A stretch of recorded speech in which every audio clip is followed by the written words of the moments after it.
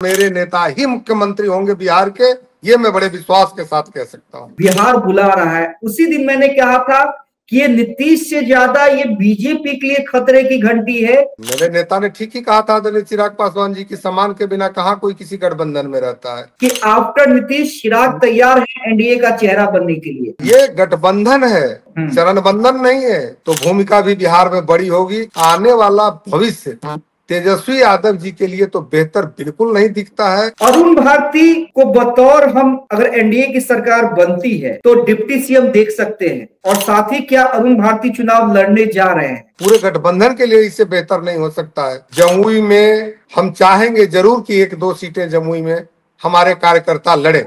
अब वो उसमें से हमारे सबसे वरिष्ठ कार्यकर्ता के रूप में आदरणीय अरुण भारती जी हैं, आदरणीय राष्ट्रीय अध्यक्ष जी हैं कि सीट न सुमित सिंह की है, न सीट किसी और सिंह की है, न किसी और की है। कि चकाई जो है हम चाहते हैं कि एनडीए के खाते में आए। यहाँ के युवाओं को भी विपक्ष भड़काने का काम कर रही है। उसी तरह आदरणीय लालू प्रसाद जी को सबसे पहले किनारे कर दिया गया।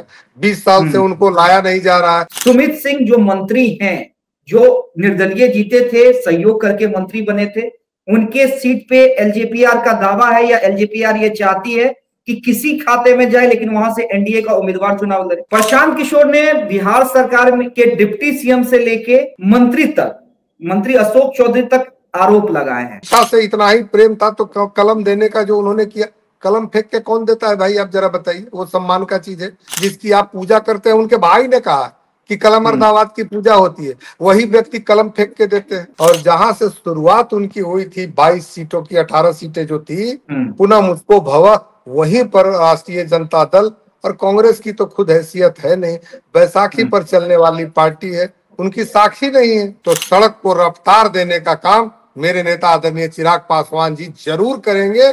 ये उनका विजन और आत्मविश्वास कहलाता है, उनका संकल्प कहलाता है। लेकिन आप अपडेटेड वर्जन की बात कर रहे थे कि चिराग पासवान अब तो अपडेटेड वर्जन है। देखिए, अभी हर जगह आप देख रहे हैं कि भ्रष्टाचार के खिलाफ में युवा इस देश के किनारे किनारे हर जगह आंदोलन कर रहे हैं। यहाँ के युवाओं को भी विपक्ष भड़काने का काम कर रही है उसी तरह से। लेकिन हमारे देश के और प्रदेश के युवा इतने अच्छे हैं, समझदार हैं कि सबसे पहले एशिया महादेश में अगर भ्रष्टाचारी नेताओं को कहीं किनारे किया गया, वह भारत और बिहार है। आदरणीय लालू प्रसाद जी को सबसे पहले किनारे कर दिया गया। 20 साल से उनको लाया नहीं जा रहा है। और यहाँ पर ढेला पत्थर चलाने वाले लोग नहीं है। लोकतंत्र इतना मजबूत है अमित भाई की वोट से ही किनारे कर देते हैं। इतना संविधान मजबूत है। और ऐसे में जब एक बेदाग छवि का युवा बिहार में, न सिर्फ बिहार में बल्कि पूरे देश में जाना पहचाना और विश्वसनीय चेहरा मौजूद हो, उसको न चयन करके, उनके गठबंधन को न चयन करके, उनके नेतृत्व को न स्वीकार करके कुछ दिनों के लिए महज सत्ता में आए युवा, जिन पर भी भ्रष्टाचार के आरोप लगे बिहार में, और एक युवा जो आज तक प्रधानमंत्री बनने की कल्पना लेकर के पूरे देश में सड़क सड़क अभी मोहब्बत की बांट रहे हैं, वहां भी उनको नहीं चांस दे रहे हैं लोग। तो समझिए कि ऐसे लोग, और ये कहा जाता है कि ये जेनजी जिसको बोलते हैं, और जो जिस एज ग्रुप में है हमारे नेता, उसको जेनेक्स बोला जाता है। तो हर आदमी चाहता है कि मेरा नेतृत्व हमसे जस्ट इमीडिएट जो सीनियर है वो करे। तो ऐसे में संभावनाओं से इनकार नहीं किया जा सकता है। 2025 में बंधे हैं, लेकिन इसके बाद मेरे नेता ही मुख्यमंत्री होंगे बिहार के, ये मैं बड़े विश्वास के साथ कह सकता हूँ। मतलब ये आज आप दावा ठोक के कह रहे हैं वीरेंद्र मुन्ना जी, क्योंकि देखिए जो मेरी राजनीतिक समझ है पत्रकारिता के अंदर, और ये 19वां साल मेरा होने जा रहा है, जिस दिन ये खबर आई थी कि चिराग पासवान या आप लोगों ने कहा था कि बिहार बुला रहा है, उसी दिन मैंने कहा था कि ये नीतीश से ज्यादा ये बीजेपी के लिए खतरे की घंटी है कि आफ्टर नीतीश चिराग तैयार है एनडीए का चेहरा बनने के लिए। तो क्या ये हम मान के चले कि नीतीश जी रहे तब भी ठीक, और जितने दिन भी रहे उसके बाद एनडीए का अगर कोई चेहरा होगा तो वो चिराग पासवान होंगे? भारतीय जनता पार्टी की आपने चर्चा की, मैं तो उन लक्की पार्टियों में से उनको मानता हूं कि अगर एक है विश्वसनीय चेहरा, अगर जब जरूरत पड़ेगा उससे पहले दूसरा विश्वसनीय चेहरा उनके गठबंधन में ही खड़ा है। इसको इस रूप में आप लीजिए, कहीं तलाशने की जरूरत नहीं है, कोई इंपोर्ट करने की जरूरत नहीं है। और ऐसा दिया है उन्होंने, किया है ना। जब 22-25 सीटें ही थी नीतीश कुमार जी को, तब उनके ईमानदारी और विश्वसनीयता को ही उनको ध्यान में रख करके मुख्यमंत्री बनाया था। मैं तो आपके माध्यम से मांग करना चाहता हूं कि जब भी अगर इस विकल्प के रूप में प्रस्तुत हो तो हमारे नेता उसमें सबसे बेहतर होंगे साबित, और न सिर्फ बिहार के लिए साबित होंगे, पूरे देश में इस युवाओं के प्रति, युवाओं का भी सम्मान है, विश्वास है, सम्मोहन है, विजन है, और देश को भी आगे लेकर के चलने की क्षमता है। और बिहार को जिस मेहनत से एनडीए की सरकार ने नीतीश कुमार जी के नेतृत्व में यहां तक लाकर गड्ढे से सड़क पे लाने का काम किया है, तो सड़क को रफ्तार देने का काम मेरे नेता आदरणीय चिराग पासवान जी जरूर करेंगे। ये उनका विजन और आत्मविश्वास कहलाता है, उनका संकल्प कहलाता है। ठीक है धीरेन्द्र मुन्ना जी, देखिए अरुण भारती जी जमुई गए थे, उनके 2 बयानों को मैं कोट करना चाहता हूं और आपसे थोड़ा इसको विस्तार में समझना चाहता हूं। गाय घाट में जिस तरह की घटना हुई थी एनडीए कार्यकर्ता सम्मेलन में, और चकाई में जिस तरह की घटना हुई थी एनडीए कार्यकर्ता सम्मेलन में, चकाई में मंत्री सुमित सिंह के द्वारा एक मंच का एनडीए कार्यकर्ता सम्मेलन का आयोजन किया गया। उसमें 2 प्रमुख नेताओं को जगह नहीं मिली थी। एक संजय प्रसाद जेडीयू के जो पूर्व प्रत्याशी थे, एमएलसी भी रह चुके हैं, दूसरा आपके जो अध्यक्ष हैं संजय मंडल, उनकी भी कुर्सी पीछे लगाई गई थी। उसको लेकर अरुण भारती ने नाराजगी जाहिर की है और सीधे सीधे कहा है कि वो चाहते हैं कि चकाई जो है, हम चाहते हैं कि एनडीए के खाते में आए। तो क्या सुमित सिंह जो मंत्री हैं, जो निर्दलीय जीते थे, सहयोग करके मंत्री बने थे, उनके सीट पे एलजेपीआर का दावा है या एलजेपीआर ये चाहती है कि किसी खाते में जाए लेकिन वहां से एनडीए का उम्मीदवार चुनाव लड़े? सबसे पहले हम आपको करेक्ट कर देना चाहते हैं कि सीट न सुमित सिंह की है, न सीट किसी और सिंह की है, न किसी और की है। ये सीट जैसे ही आचार संहिता लगती है अमित भाई, तो ये चुनाव आयोग की हो जाती है। उसी तरह से जब ट्रेन अगर यार्ड में लग जाए तो आपके सारे रिजर्वेशन समाप्त। तो ये सीट किसी की नहीं, जब तक आप उस सीट पर सवारी कर रहे हैं गंतव्य तक, तब तक की सीट वो आपकी है। इसके बाद आप भी उसको, आरएसी में है, आप भी ले सकते हैं, कोई और भी ले सकते हैं। और जहां तक सम्मान की बात है, मेरे नेता ने ठीक ही कहा था आदरणीय चिराग पासवान जी की, सम्मान के बिना कहाँ कोई किसी गठबंधन में रहता है। दूसरी बात मैं इस रूप में कहना चाहता हूं कि ये गठबंधन है, चरणबंधन नहीं है। सीट कम बेसी हो सकता है किसी का भी गठबंधन में, सम्मान किसी व्यक्ति का कम और बेसी नहीं हो सकता है, चाहे एक आम मतदाता हो, चाहे देश के प्रधानमंत्री हो। इज्जत सबका समान है। और इसमें अगर कहीं त्रुटि देखी जाती है, हमने भी कई जगहों पे अपने साथी मित्रों, नेताओं से, कार्यकर्ताओं से कहा है कि सम्मान के साथ समझौता करके मेरी पार्टी आपके सम्मान का खिलवाड़ नहीं कर सकती है। और चुनाव जीत करके सिर्फ कुर्सी लेना ही मकसद मेरी पार्टी का नहीं है। यदि हम अपने कार्यकर्ताओं के सम्मान को ही नहीं बचा पाएंगे तो आम आवाम और बिहार की सम्मान की रक्षा कैसे कर पाएंगे?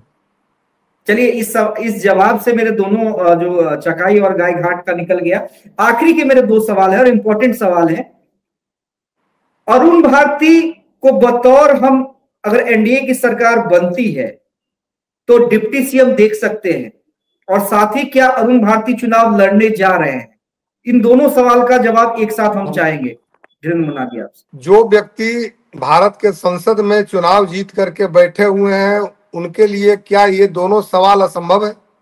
मैं आपसे पूछना चाहता हूं। नहीं, बिल्कुल संभव है, बिल्कुल संभव है। तो राजनीति में संभावनाएं बनी रहती हैं। अब इसका बेहतर वो चुनाव लड़ना चाहेंगे, नहीं लड़ना चाहेंगे, ये उनका मकसद है। लेकिन हाँ, बिहार के विधानसभा में उनके जैसे अनुभवी आदमी अगर जाते हैं, ये मेरा व्यक्तिगत राय है, हम्म। तो मैं चाहूंगा कि उनकी इच्छा ऐसी हो। अगर वो जाए, नहीं तो उनके जैसे लोग जरूर जाए। अगर वो स्वतः जाते हैं तो इससे बड़ी बात और क्या हो सकती है, जिन्होंने पूरे बिहार में चुनाव के अभियान को देखने का उनको दायित्व दिया गया है। अगर स्वयं इस चुनाव को जिस मेहनत से कार्यकर्ताओं की फौज को बूथ स्तर तक तैयार किए हैं, अगर वो सब चुनाव अगर लड़ते हैं और लड़वाते हैं, तो इससे बेहतर तो कुछ न सिर्फ मेरी पार्टी के लिए, पूरे गठबंधन के लिए इससे बेहतर नहीं हो सकता है। लेकिन ये फैसला उनके ऊपर में है। आदरणीय राष्ट्रीय अध्यक्ष जी, जो पार्लियामेंट्री बोर्ड के स्वयं अध्यक्ष भी हैं, ये उनका है, यह विषय मेरा नहीं है। जब वो इच्छा जाहिर कर देंगे तो आपके माध्यम से सभी लोगों को पता चल जाएगा। हाँ, लेकिन इतना जरूर है कि जमुई में हम चाहेंगे जरूर कि 1-2 सीटें जमुई में हमारे कार्यकर्ता लड़े। अब वो उसमें से हमारे सबसे वरिष्ठ कार्यकर्ता के रूप में आदरणीय अरुण भारती जी हैं, आदरणीय राष्ट्रीय अध्यक्ष जी हैं, या कोई और कार्यकर्ता लड़े, लेकिन कार्यकर्ता कोई लड़े। चलिए चलिए, बड़ी बात है। और देखिए, समझने वाले समझ जाते हैं। आपने कहा, आपने भी कहा, और सभी लोग जानते हैं कि बिहार में के बच्चे बच्चे राजनीति को समझते हैं। आपका इतना जवाब काफी था। आखिरी सवाल मेरा धीरेन्द्र मुन्ना जी, देखिए, आप कुछ देर पहले भ्रष्टाचार की बात कर रहे थे। प्रशांत किशोर ने बिहार सरकार के डिप्टी सीएम से लेके मंत्री तक, मंत्री अशोक चौधरी तक आरोप लगाए हैं। सभी ने सिलसिलेवार तरीके से इसका जवाब भी दिया है। यहां तक कि अशोक चौधरी ने मानहानि का दावा भी किया है, केस भी किया है। एलजेपीआर इस पूरे मामले को किस रूप में देख रही है? क्योंकि एक तरफ आपके गठबंधन के मंत्री हैं, दूसरी तरफ आप जिन्हें मित्र कहते हैं प्रशांत किशोर, वो है। किस रूप में एलजेपीआर इसे ले रही है? दोनों की बात मैं कहता हूं कि किस रूप में देखते हैं आप। जिस रूप में रोज मुझे दिखाते हैं उसी रूप में हम देखते हैं। क्योंकि व्यक्तिगत रूप से न दोनों में से कोई सलाह न मेरे नेता से लेते हैं, और न इस तरह की बॉन्डिंग है कि हम उनके लाभ और हानि के मित्र हैं। हम दोनों से रिश्ते हैं, लेकिन दोनों से लाभ हानि के तो रिश्ते नहीं है। एक गठबंधन में है मंत्री, दूसरे उनके व्यक्तिगत मित्रता है उनसे। तो उनके जो प्रशांत किशोर जी और आदरणीय चिराग पासवान जी के रिश्ते जो है, वो लाभ हानि के रिश्ते, राजनीतिक लाभ हानि के रिश्ते पर टिका हुआ नहीं है। तो इसको राजनीतिक चश्मे से नहीं देखा जाए। तब भी वो दोनों दोस्त थे, आज भी दोनों दोस्त हैं, और कल भी दोनों दोस्त हैं। और दोस्ती भी इसीलिए है, अगर दोनों का कॉमन इंटरेस्ट है तो एक ही है कि बिहार को हम कैसे आगे लेकर के जाए, बिहार में कैसे रोजगार के अवसर पैदा करें, बिहार में कैसे लॉ एंड ऑर्डर को ठीक रख सके, बिहार में कैसे पलायन को रोक सके। आज तो हम सरकार में भी हैं, लेकिन हमारे नेता जितने संकल्प सभा को आपने कवर किया है, सभी जगह बोलते हैं कि हम चाहते हैं कि यहाँ के बच्चे बाहर जाके कोटा में नहीं पढ़े, यहाँ के लोग पलायन नहीं करें। इसी बात को अगर कोई राजनीतिक दल जो न मेरे गठबंधन में होते हुए भी इस विजन को दोहराता हो, मैं तो समझता हूं कि मित्रता से ऊपर की जगह उनके लिए हमारे दिल की में जगह है। ऐसे लोगों के लिए अगर वैसे लोग बिहार में राजनीति में इस विषय को लेकर के आते हैं, तेजस्वी जी हमारी नकल जरूर कर रहे हैं, कहते हैं कि एनडीए सरकार मेरी नकल करती है, लेकिन वो पूरा का पूरा Bihar first, Bihari first vision को ही 10-5 डॉक्यूमेंट उसमें से लेकर के 10-5 पॉइंट्स को और उन्होंने अपना विजन बना लिया है। जबकि सच्चाई ये है कि अगर उसमें से 1-2 विजन भी वो लेकर के आगे चलते तो बिहार के युवा उनको पसंद करते। लेकिन वही ट्रेडिशनल राजनीति जो कभी उनके पिता किया करते थे, भ्रष्टाचार वाला जो उन पर आरोप था, उसी सब चीजों को, और मैं मानता हूं कि वो पाक साफ उनको माना जाता, लेकिन उनके इर्द गिर्द रहने वाले जितने भी लोग हैं ना तेजस्वी यादव जी के, आप देख लीजिए ना कि सिर्फ चेहरा उन्होंने पोस्टर से हटाया अपने पिताजी का, लेकिन बगल में जो चेहरे हैं वो तो वही उनके पिताजी के जमाने में जो भी लोग कुख्यात थे, विख्यात थे, संभ्रांत थे, वही लोग आज भी बैठे हुए हैं।